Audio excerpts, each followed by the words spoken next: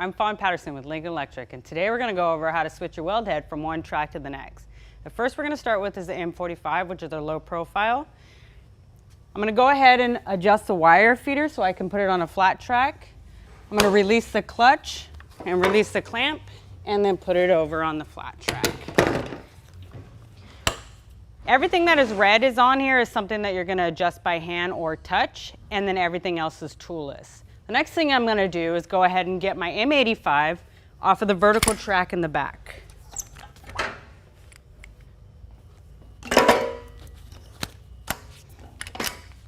Now, if I want to adjust the wire feeder to conform to the pipe, all I have to do is use the quick release lever and adjust it.